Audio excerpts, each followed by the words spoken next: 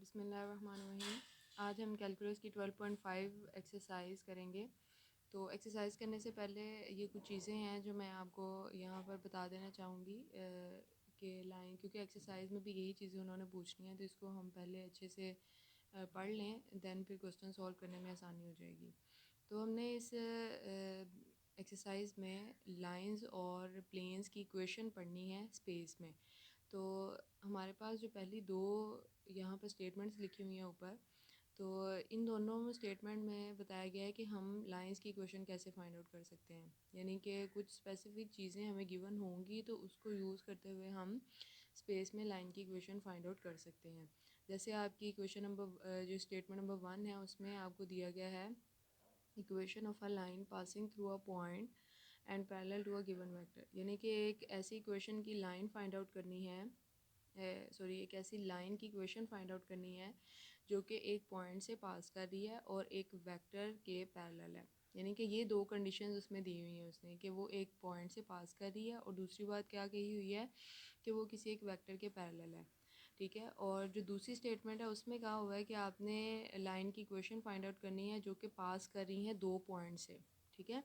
यानी कि दोनों से हमें लाइन की इक्वेशन ही मिलेगी, लेकिन दोनों का फॉर्मूला भी सेम है, लेकिन बस थोड़ा सा चेंज है इसमें कि क्या चीज़ किस में डिफ़र कर रही है। तो सबसे पहले हम फर्स्ट वाली को डिस्कस करते हैं, equation of a line passing through a point and parallel to a given vector. ठीक है। हमने अब बेसिकली हमारा मेन मकसद है कि हम ये जो इक्वेशन लिखी हुई है हमारे पास, हम इसको मैथमेटिकल फॉर्म में एक्सप्रेस कर सकें। ठीक है। तो इसको एक्सप्रेस करने के लिए मैं यहाँ पर कुछ, ये पूरी आपको फिगर नज़र आ रही होगी, ठीक है, इसको एक्सप्लेन करना चाहूँगी, क्योंकि हम जानते हैं कि ये चीज़ स्पेस में होती है। ठीक है। ये आपके पास वाई एक्सिस है, ये आपके पास जी एक्सिस है और ये आपके पास एक्स एक्सिस है। ठीक है। यहाँ से कोई एक लाइन पास कर रही है, हमने इस लाइन की इक्वेशन निकालनी है। अब इस लाइन के बारे में हमें क्या इन्फॉर्मेशन है कि ये लाइन जो है वो किसी एक पॉइंट ए से पास कर रही है। ठीक है। और एक वेक्टर जो है उसको मैंने बी का नाम दे दिया है, उसके ये पैरेलल है। और ये जो वेक्टर है ये बेसिकली डायरेक्शन वेक्टर है।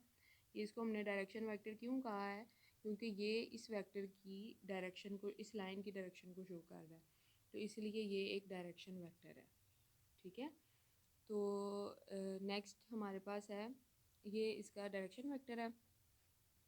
ठीक है। अब मैं आपको इस पूरी जो हमारी फिगर थी इसको मैं एक्सप्लेन करके दिखाऊंगी कि ये हमारे पास एक लाइन पास कर रही थी, ये मैंने कह दिया एक पॉइंट ए पड़ा हुआ है, और मैं यहाँ पर ख़ुद से एक पॉइंट बी पी को ले लूँगी, क्योंकि ये लाइन है, इस लाइन पर बेशुमार पॉइंट्स होंगे। एक पॉइंट वो आपको दे देगा विच इज़ ए पॉइंट, और एक पॉइंट आप खुद उस पर कंसिडर करोगे। ये जो ए पॉइंट है मैं इसको नाम दे देती हूँ, ये है मेरे पास x1, y1 और z1। ठीक है। और ये पी पॉइंट को मैं नाम दे देती हूँ x, y और z। ठीक है। ये मेरे पास ओ ओरिजिन है। मैंने यहाँ से एक पोजीशन वेक्टर ड्रा करना है, मैंने यहाँ से एक पोजीशन वेक्टर लेना है। ये पोजीशन वेक्टर को मैं नाम दे देती हूँ आर का। ओ से पी तक का जो पोजीशन वेक्टर है मैंने उसको आर का नाम दे दिया है। जो ओ से ए तक का पोजीशन वेक्टर है उसको मैंने ए का नाम दे दिया है। ठीक है। और एक अगर मैं यहाँ पर लाइन लगा दूँ, वेक्टर बना दूँ, तो ये मेरे पास ए पी वाला वेक्टर बन गया। ठीक है। ये मेरे पास ए पी वेक्टर बन गया। अच्छा, अब यहाँ पर मैं आपको इसकी डायग्राम जो है वो अब ऐसे करके दिखाती हूँ। मेरे पास था, ये एक लाइन थी। ठीक है। ये ओरिजिन था, यहाँ पर एक ये चीज़ थी, ये ओरिजिन था आपका। ये आपके पास वेक्टर ए था, ये आपके पास वेक्टर यहाँ पर पी वेक्टर था। बेसिकली ना ये वाला जो वेक्टर ए है ये यहाँ पर है। ठीक है। तो यहाँ से आप रिमूव कर सकते हैं इसको। तो ये पी पॉइंट यहाँ पर था, तो मैंने ये पोजीशन वेक्टर ओ ए बना दिया। ठीक है। ओ ए बनाया, और ओ ए पोजीशन वेक्टर को मैंने ए का नाम दे दिया, इसको मैं ए कह देती हूँ। और इस ओ पी को मैंने आर का नाम दे दिया, और ये मेरे पास एक और मैंने डायग्राम बना ली है इस तरह से। ठीक है। तो अब ये जो मेरे पास ओ ए वेक्टर है उसको मैंने ए का नाम दिया हुआ है, ये जो मैंने ऊपर लिखा था। और जो ओ पी पोजीशन वेक्टर है उसको मैंने आर का नाम दे दिया है। ठीक है। तो अगर आपको याद हो, हमने फ़िज़िक्स में भी पढ़ा हुआ है सेकंड ईयर में, फर्स्ट ईयर में, कि वेक्टर्स को ऐड कैसे किया जाता है। अगर ट्रायंगल की फॉर्म में हो तो उन वेक्टर्स का जो ट्रायंगल लॉ ऑफ एडिशन है वो क्या होता है, वो यही होता है कि ओ ए, जो भी मैं यहाँ पर लिखूँगी, O A plus A P is equal to O P. ठीक है, ये इसके बराबर होता है। अगर मैं इसको क्लियर करके लिखूँ तो ये मेरे पास आ जाता है O A plus P A P is equal to O P. ये है मेरे पास। अब ओ ए की वैल्यू आपने क्या कही हुई थी, वो आपके पास ए वैल्यू थी। ठीक है, ए पी की वैल्यू आपको नहीं पता, वो आपने ऐसी एज इट इज़ लिख दी है। ओ पी की वैल्यू भी आपने यहाँ पर आर रखी हुई थी। सही है। अब यहाँ पर मैंने ए पी की वैल्यू फाइंड आउट करनी है। तो ए पी की वैल्यू आप कैसे निकालोगे, क्योंकि ये जो मेरे पास ए पी वाला वेक्टर लिख नज़र आ रहा है आपको, ये इस वेक्टर के पैरेलल है। और जब हम दो वेक्टर्स के पैरेलल होने की डेफिनेशन करते हैं तो वो इस तरह करते हैं कि two vectors, for example A vector और B vector, two vectors are said to be parallel if A is equal to lambda B, where lambda जो है वो उनकी मैग्नीट्यूड को शो कर रहा है। ठीक है, कि इसकी कोई भी मैग्नीट्यूड जो है वो हो सकती है, क्योंकि ज़रूरी तो नहीं है ना, हो सकता है ए वेक्टर इतना बड़ा हो और बी वेक्टर जो है वो बस इतना सा हो। ठीक है, तो अब नज़र आ रहा है कि ए की मैग्नीट्यूड जो है वो बी की मैग्नीट्यूड से बड़ी है। तो ये जो लैम्डा ये हम तभी साथ लगा देते हैं क्योंकि वो पैरेलल हैं, इसीलिए पैरेलल के लिए यही डेफिनेशन लगती है। लेकिन ये जो लैम्डा है ये डिस्टिंक्शन कर देता है उनकी मैग्नीट्यूड में। हो सकता है वो बराबर भी हो सकती हैं, अगर बराबर हो जाएंगी तो फिर लैम्डा की वैल्यू हम 1 कंसीडर कर लेंगे, और अगर वो बराबर नहीं है, वो दुगनी है या वो उससे 3 टाइम्स ज़्यादा है, तो फिर लैम्डा की वैल्यू उसके हिसाब से बढ़ती चली जाएगी। तो अगर आपको ये बात क्लियर है तो यहाँ पर भी तो ये एक वेक्टर पैरेलल है। तो अगर ये एक वेक्टर पैरेलल है तो फिर हम लिख सकते हैं कि जो ए पी वेक्टर है वो बराबर है लैम्डा बी के। ठीक है, तो मैं यही वैल्यू जो है वो अपनी इक्वेशन के अंदर सब्सटीट्यूट करूँगी, जो कि ये वाली मेरी इक्वेशन है। ठीक है, ये मेरी इक्वेशन आपको नज़र आ रही है, ये वाली मैंने ये आपको कंस्ट्रक्ट करके बताई है कि हमने ये कैसे निकालनी है। उसके बाद फिर मैंने ए पी की वैल्यू भी आपको बताई कि वो लैम्डा बी के बराबर कैसे आती है। और यहाँ पर जो लैम्डा है वो कुछ भी हो सकता है ज़ीरो के अलावा। ठीक है, यानी कि नॉन ज़ीरो कांस्टेंट।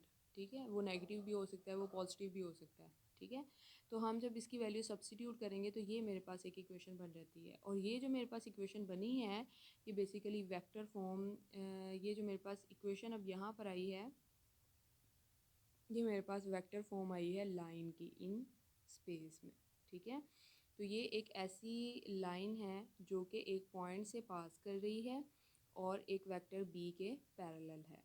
ठीक है, तो अब यहाँ पर मैं आपको एक बात क्लियर कर दूँ कि ये आपने फॉर्मूला कब लगाना है, जब आपको कहा जाएगा कि आपने लाइन की इक्वेशन निकालनी है वेक्टर फॉर्म में, स्पेस में लाइन की इक्वेशन निकालनी है। ठीक है, और वेक्टर फॉर्म में एक्सप्रेस करना है उसको, जबकि आपको एक पॉइंट दिया गया है जिसमें से ये लाइन पास कर रही है और एक वेक्टर दिया गया है जिसके वो पैरेलल है। तो फिर आप क्या करेंगे, आप इस ए की जगह पर वो वेक्टर पुट करेंगे जो आपको गिवन दिया गया है, इस ए की जगह पर आप वो पॉइंट पुट करेंगे जो आपको गिवन दिया गया है, और इस बी की जगह पर वो वेक्टर होगा जिसके पैरेलल आपकी लाइन चल रही है। ठीक है, नाउ अब हम आ जाते हैं अपने नेक्स्ट की, इसको यूज़ करते हुए, चूँकि ये थी वेक्टर फॉर्म, अब मैं चाह रही हूँ कि इसको हम कार्टियन फॉर्म में भी चेंज कर लें। तो जब हम इसको कार्टियन फॉर्म में चेंज करेंगे, मैं यहाँ से फॉर्मूला कंस्ट्रक्ट करूँगी। ठीक है, वो फार्मूलाज आप याद कर सकते हैं, जैसे अब यहाँ पर आप ये फार्मूला जो है वो यहाँ पर ये फार्मूला आप याद रख सकते हैं कि हमने वेक्टर फॉर्म जब आएगी तो हमने ये वाली चीज़ें, ये वाली इक्वेशन लिखनी है, और इन इक्वेशंस में इस ए का क्या मतलब है और इस इक्वेशन में इस बी का क्या मतलब है। ठीक है, ये आपको बहुत अच्छे से क्लियर हो जाना चाहिए कि ए वेक्टर की जगह पर आपने वो पॉइंट पुट करना है जो आपको गिवन दिया गया है, और इस बी वेक्टर की जगह पर आपने वो वेक्टर पुट करना है जिसके पैरेलल आपकी लाइन चल रही है। ठीक है, नेक्स्ट अब हम चूँकि हम क्या चाह रहे हैं कि हम इसकी कार्टियन फॉर्म को एक्सप्रेस करें। ठीक है। तो हम वेक्टर फॉर्म को यूज़ करते हुए इसकी कार्टियन फॉर्म बनाएंगे। आप उसका भी फॉर्मूला याद करेंगे, ठीक है, ताकि जब आप क्वेश्चन करें और आपसे वो कहे कि इसकी कार्टियन फॉर्म लिखें या पैरामीटराइजेशन फॉर्म लिखें, तो आपको समझ आ जाए कि अब हमने स्ट्रेट लाइन की इक्वेशन इस शक्ल में देनी है, ठीक है। तो मैंने यहाँ पर इसकी वेक्टर फॉर्म लिखी है r is equal to a plus lambda b. तो मैं यहाँ पर r की वैल्यू सब्सिट्यूट कर रही हूँ, ए की वैल्यू सब्सिट्यूट कर रही हूँ। चूँकि अब वेक्टर की फॉर्म में ऊपर लिखा हुआ है तो मैं यहाँ पर आई जे के की नोटेशंस यूज़ करूँगी, ठीक है। लैम्डा की जगह पे मैंने लैम्डा की वैल्यू लगाई है और ये जो बी लिखा हुआ है मेरे पास उसकी ये वाली वैल्यू मैंने इसमें यूज़ की है। अब हम क्या करेंगे, अब हम इसको सॉल्व करेंगे। जब हम इसको सॉल्व करेंगे तो मैंने लैम्डा इंटू ए आई प्लस बी जे प्लस सी के ये इधर ही रहने दिया है, इसको मैं इधर वाली साइड पे ले आई हूँ। इसको मैंने इधर वाली साइड पे लाके क्या किया है कि आई को आई वाले के साथ माइनस कर दिया, जे को जे वाले के साथ और के को के वाले के साथ माइनस करके ये एक इक्वेशन बना ली। ये मैंने लैम्डा को उधर मल्टीप्लाई कर दिया। अब अगर आप दोनों साइड पे कंपेयर करें तो आई को आई वाले के साथ कंपेयर करें, जे को जे वाले के साथ कंपेयर करें, के को के वाले के साथ कंपेयर करें, तो आपके पास ये नीचे वाली फॉर्म बनती है, ठीक है। नीचे वाली फॉर्म बनती है। अब आप क्या करेंगे, अब आपने क्या करना है, ये वाली जो फॉर्म बनी है आपके पास, आपने यहाँ से ए नीचे डिवाइड हो सकता है, लैम्डा की वैल्यू आ जाएगी, यहाँ से भी लैम्डा की वैल्यू, यहाँ से भी लैम्डा की वैल्यू, क्योंकि ये तीनों वैल्यूज़ बराबर हैं तो आप इनको बराबर इस तरह पुट कर सकते हैं। और यही बेसिकली आपकी इक्वेशन है कार्टियन फॉर्म की। और आप इसको यहाँ से पैरामीट्रिक फॉर्म भी बना सकते हैं। और वो जो पैरामीट्रिक फॉर्म है वो आपकी बेसिकली इसको ना, ये वाली जो फॉर्म आई है इसको हम कार्टियन फॉर्म भी कह देते हैं, इसको पैरामीट्रिक फॉर्म भी कह देते हैं। और अगर आपने पैरामीट्रिक फॉर्म जो है ना वो यहाँ से बनानी है तो इसमें आप ऐसा करें कि आप ना ये जो लिखा हुआ है ना x माइनस ये वाली जो इक्वेशन है, ये जो मैंने ऊपर लिखी हुई थी, ठीक है, ये वाली इक्वेशन, इसको आप पैरामीट्रिक इक्वेशन कहेंगे। इसको आप ना कहें, यहाँ से आप रिमूव कर दें, ये वाली आपके पास कार्टियन फॉर्म है और इसकी जो पैरामीट्रिक इक्वेशन है वो ये वाली होगी। अगर हम यहाँ से इसको ठीक करें तो x is equal to lambda a plus x1 आ जाएगी, ठीक है। जैसे मैं आपको करके दिखाती हूँ, ये जो आपके पास इक्वेशन है ये मेरे पास है x is equal to x1 plus lambda A, ठीक है। और ये मेरे पास इक्वेशन क्या आएगी, y is equal to y1 plus lambda b। ये जो मेरे पास इक्वेशन है ना ये मेरे पास पैरामीट्रिक इक्वेशन है स्ट्रेट लाइंस की। ये जो मेरे पास फॉर्म आई है ये उसकी कार्टियन फॉर्म आई है या पैरामीटराइजेशन फॉर्म आई है, ठीक है, फ़र्क है दोनों में थोड़ा सा। तो चूँकि मैंने पैरामीट्रिक फॉर्म इसलिए बोली है क्योंकि यहाँ पर ना एक पैरामीटर यूज़ हो रहा है विच इज़ लैम्डा, तो इसलिए फिर यहाँ पर अगर मैं ये वाली नोटेशन यूज़ कर लेती हूँ ना तो यहाँ पर कोई भी पैरामीटर नहीं नज़र आ रहा, तो फिर यहाँ से पैरामीटर की इक्वेशन जो है या वो वाली फॉर्म जो है वो सही वाज़ेह नहीं होगी, लेकिन बनी इससे ही है क्योंकि ये स्टेप्स आगे होके यही चीज़ बना रहे हैं, ठीक है। तो अब आपने ये बात याद रखनी है कि जो कार्टियन फॉर्म में जब आपने वेक्टर की इक्वेशन को एक्सप्रेस करना है तो आपने ये फॉर्म लिखनी है। जब आपको पैरामीट्रिक फॉर्म में कहा जाएगा तो आप इस वाली फॉर्म को यूज़ करेंगे, ठीक है। मतलब कि अभी मैंने आपको बना के दिखाया कि आपने एक्स वाई और जी की वैल्यू यहाँ से निकाल लेनी है, वही फॉर्म आपकी पैरामीट्रिक फॉर्म होगी, ठीक है। अब नेक्स्ट आ जाता है आपकी कुछ एग्जांपल्स हैं, वो हम एग्जांपल करते हैं। Find an equation of a line. अब देखें आपने एक इक्वेशन की एक लाइन की इक्वेशन फाइंड आउट करनी है जो कि पास कर रही है इस पॉइंट से और पैरेलल है इस वेक्टर के। देखें जो हम फर्स्ट अभी केस डिस्कस किया है उसमें यही बात हमें बताई गई थी ना कि आपने उस लाइन की इक्वेशन निकालनी है जो कि एक लाइन एक पॉइंट से पास कर रही है और एक वेक्टर के पैरेलल है। तो अब आप वो उसकी वेक्टर फॉर्म यूज़ करेंगे, ठीक है, डायरेक्ट यहाँ लिखेंगे, उसमें सब्सटीट्यूट कर देंगे। आर की जगह पर आर की वैल्यू लिख भी दें ना भी लिखें तो इससे कोई फ़र्क नहीं पड़ता। ए की जगह पर आप ए की वैल्यू लिखेंगे वेक्टर फॉर्म में, ठीक है, इसको आप वेक्टर फॉर्म में चेंज कर सकते हैं, वो बनेगा आई प्लस 2j प्लस 3k, ठीक है। उसके बाद फिर आपने क्या करना है, फिर आपने यहाँ पर लैम्डा इंटू बी वेक्टर जो आपको ये वाला दिया है इसकी वैल्यू आप यहाँ पर सब्सटीट्यूट कर देंगे। जब आप इसको सब्सटीट्यूट कर देंगे आप ये वाली जो फॉर्म होगी ये आपके पास अभी वेक्टर फॉर्म है, ठीक है। अब आप यहाँ से इसकी पैरामीट्रिक फॉर्म बना सकते हैं और पैरामीट्रिक फॉर्म भी बना सकते हैं, कार्टियन फॉर्म भी बना सकते हैं। तो आप कार्टियन फॉर्म बना लो, कार्टियन फॉर्म से देन आप पैरामीट्रिक फॉर्म में चले जाएंगे।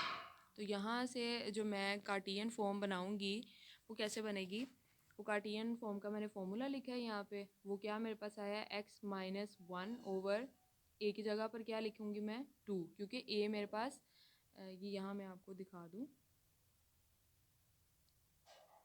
ये देखें, ये मेरे पास जो कि लैम्डा के साथ क्या लगा होता है बी, और बी के वेक्टर किस तरह के हैं, वो है ए आई प्लस बी जे प्लस सी के। ठीक है, इसका मतलब ये है कि लैम्डा के साथ जो भी मल्टीप्लाई हो रहा है वेक्टर, उसमें आई के साथ जो लिखा हुआ कोफिशेंट है वो ए है, जे के साथ जो लिखा हुआ कोफिशेंट है वो बी है, और के साथ जो लिखा हुआ कोफिशेंट है वो सी है।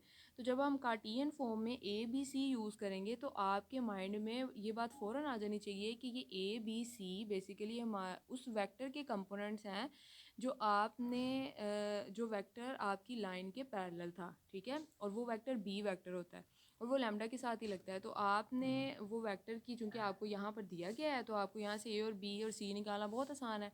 आप वो यहाँ निकालेंगे और ये जो x1 y1 z1 है ये बेसिकली आपके ये वाले पॉइंट्स है। Is it clear? नेक्स्ट है, जब आप ये वैल्यूज़ इसके अंदर पुट कर देंगे तो यहाँ से इसकी आपको कार्टियन फॉर्म मिल जाएगी। नेक्स्ट हम आ जाते हैं, अगर आपने यहीं से इसकी पैरामीट्रिक फॉर्म बनानी है तो मैं आपको बना के दिखाती हूँ पैरामीट्रिक फॉर्म कैसे बनेगी। मैं यहीं से कंस्ट्रक्ट करती हूँ, इसको मैं कह देती हूँ कि ये लैम्डा के, क्योंकि तीनों चीज़ें लैम्डा के बराबर थी ना, मैंने तीनों को लैम्डा के बराबर कर दिया। अब आप थोड़ा बैकवर्ड स्टेप करें, जैसे मैं यहाँ पर कर रही हूँ x minus 1/2 is equal to lambda कहा है, मैंने कोमा लगाया है, मैंने y माइनस 2/2 को मैंने लैम्डा के बराबर कहा है, और फिर मैंने क्या कहा है, मैंने z माइनस 3/-2 को भी मैंने लैम्डा के बराबर कहा है। Is it? अब मैंने क्या किया है, मैंने यहाँ से पैरामीट्रिक फॉर्म कैसे बनाई है, ये मैंने 2 को इधर लैम्डा के साथ मल्टीप्लाई कर दिया, फिर मैंने यहाँ पर y minus 2 is equal to 2 lambda कर दिया, फिर यहाँ पे z minus 3 is equal to minus 2 lambda हो गया। ठीक है, अब यहाँ से x की वैल्यू क्या निकलेगी, x मेरे पास होगा 1 प्लस 2 लैम्डा, यहाँ से मेरे पास y क्या निकलेगा, y निकलेगा 2 प्लस 2 लैम्डा, मेरे पास z क्या निकलेगा, z निकलेगा मेरे पास 3 माइनस 2 लैम्डा। ये जो मैंने इक्वेशंस निकाली हैं x की शक्ल में, y की शक्ल में और z की शक्ल में, यानी कि इनके जो आंसर्स मैंने निकाले हैं, ये मेरे पास आंसर्स क्या हैं, ये बेसिकली जो है वो इसकी पैरामीट्रिक इक्वेशंस आई हैं। ओके, नेक्स्ट अब हम अपने क्वेश्चन की तरफ मूव करते हैं। अब जो हमारा सेकंड पार्ट था, वो सेकंड पार्ट हमारा क्या था कि equation of a line passing through 2 given points. अब हमने लाइन की इक्वेशन निकालनी है जो 2 पॉइंट से पास कर रही है, और उसके लिए हमने जो फॉर्मूला यूज़ करना है वो ये वाला फॉर्मूला होगा, ये वाला। बात वही है, r vector is equal to a vector plus lambda into b minus a vector, b vector minus a vector. ये बस डिफरेंस इसमें है, ठीक है, ये डिफरेंस इसमें है। ये क्या चीज़ थी जिसने इसको डिफ़र किया है, ये हम अभी ऊपर देख लेते हैं। ये देखिए बेटा, यहाँ पर ना आपको 2 पॉइंट्स दिए गए हैं, तो मैंने क्या करना है, मैंने ये एक स्पेस ली है, ये मैंने एक लाइन पास करवाई है, ये एक पॉइंट ले लिया, ये दोनों गिवन थे। ये एक पॉइंट गिवन था ए मेरे पास, ये मेरे पास बी पॉइंट गिवन था, ये पी मैंने खुद ले लिया क्योंकि इस पॉइंट पर, इस लाइन पर मैं एक पॉइंट खुद से भी ले सकती हूँ। तो यहाँ से आप इसके पोजीशन वेक्टर निकाल सकते हैं, सबको ज़ीरो के साथ मैच कर दें, पोजीशन वेक्टर निकल आएंगे। एक पोजीशन वेक्टर निकल आएगा ओ ए, ओ पी और ओ बी, ये पोजीशन वेक्टर निकलेंगे। फिर मैं एक ट्रायंगल यूज़ करूँगी, कौन सी वाली, ये जो इधर जिसके गिर्द मैं ये बना रही हूँ, ये मैंने ट्रायंगल यूज़ की ओ ए पी वाली, तो ये बिल्कुल उसी तरह की ट्रायंगल बनी। तो उसकी मैंने वैल्यूज़ पुट की, चूँकि ओ से ए तक मैंने ए कहा हुआ था, फिर मैंने ओ से पी तक आर कहा हुआ था, और फिर ए पी की वैल्यू चूँकि मुझे नहीं पता थी तो मैंने इसको नहीं लिखा। अब देखें यहाँ पर, अब हमारा नेक्स्ट काम क्या है, हमारा नेक्स्ट काम ये है कि ये क्वेश्चन तो आपको नज़र आ रही है कि ये सिमिलर है उस जैसी जो हमने पीछे काम किया है, बस यहाँ पर अब ए पी की वैल्यू आपने डिसाइड करनी है वो क्या है। देखिए बच्चे, जो यहाँ पर हमारे पास वेक्टर बना हुआ है, ठीक है, ये वाला जो वेक्टर बना हुआ है यहाँ पर, ये जो ए पी है, ठीक है, ये अब कोई और वेक्टर तो है नहीं जिसके वो पैरेलल है, तो ये ए बी के ऊपर ही पड़ा हुआ है ना, तो ये इसके ऊपर ही पैरेलल है, ठीक है, ये दोनों एक ही लाइन के ऊपर हैं और ये इन दोनों को हम पैरेलल कंसीडर कर सकते हैं। तो फिर जो मैं ए पी है उसको मैं लिख सकती हूँ is equal to lambda a b, क्योंकि ऑफ कोर्स उसमें कोई ना कोई तो डिफरेंस होगा ना। ये ए पी, अगर पैरेलल की डेफिनेशन को देखा जाए तो a p vector a b vector के पैरेलल है, लेकिन मैग्नीट्यूड का डिफरेंस है, तो वो मैंने मैग्नीट्यूड के लिए लैम्डा यहाँ पर वैल्यू लगा दी। अब ये जो ए बी वेक्टर है इसकी हम वैल्यू कैसे निकालते हैं? इसकी हम वैल्यू ऐसे निकालेंगे बी माइनस ए करके, ठीक है, यानी कि ओ बी माइनस ओ ए करके। तो ये जो ओ बी है ये बेसिकली बी था मेरे पास, position vector B position vector था, मतलब पूरा वेक्टर था, और ये जो ओ ए है उसको मैंने ए वेक्टर का नाम दिया था, अगर आपको यहाँ नज़र आ रहा है तो ये वाला वेक्टर, ठीक है। तो यही जो चीज़ हुई इसका मतलब है, फिर हम जो नीचे देखें आप कि जो मैंने ए बी जहाँ लिखा हुआ है वहाँ मैं B minus a vector put कर सकती हूँ। तो फिर जब आप इस इक्वेशन में आएंगे ए पी की जगह पर आपने लैम्डा इंटू बी माइनस ए सब्सटीट्यूट कर देना है। तो ये आपकी इक्वेशन नंबर 1 में जहाँ ए पी लिखा हुआ है वहाँ पर मैं ये वाली वैल्यू सब्सटीट्यूट कर दूँगी। इसका मतलब है कि जब भी मेरे पास एक ऐसी इक्वेशन, एक ऐसी स्टेटमेंट आएगी जिसमें मैंने लाइन की इक्वेशन ऐसे फाइंड आउट करनी है कि वो लाइन किसी 2 पॉइंट से पास कर रही है, तो फिर मुझे ये वाला फॉर्मूला अपने माइंड के अंदर सेट कर लेना चाहिए कि मैंने ये वाला फॉर्मूला लगाना है, ठीक है।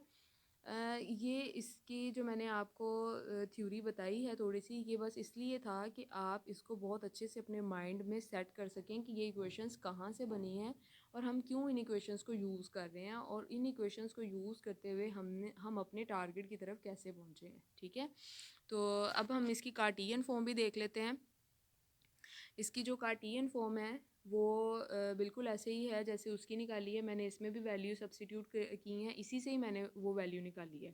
और जब मैंने लास्ट पे इसकी वैल्यू निकाली वो मेरे पास बनी x minus x one over x two minus x one is equal to y minus y one over y two minus y one is equal to z minus z one over z two minus z one. ये मेरे पास कार्टियन form बनी है किसकी, मेरे पास इस वाली line की, यानी कि एक ये जो एक लाइन की इक्वेशन है वेक्टर फॉर्म में, इसकी जो कार्टियन फॉर्म थी वो ये थी।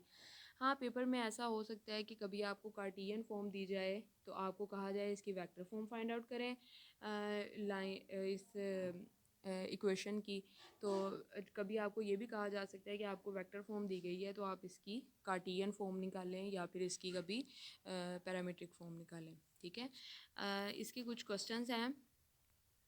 ये जो आपको क्वेश्चन दिया गया है, find a vector equation and Cartesian equation, आपने वेक्टर इक्वेशन भी निकालनी है और कार्टियन इक्वेशन भी निकालनी है किसकी, एक लाइन की जो कि पास करिए 2 पॉइंट्स, और वो 2 पॉइंट्स इसने दिए हुए, ये मैंने लाइन आपको ड्रा करके बता दी और इस पर 2 पॉइंट्स भी मेंशन कर दिए हैं, ए वाला पॉइंट और बी वाला पॉइंट। ये पी पॉइंट मैंने यहाँ पर खुद से लिया था, ठीक है।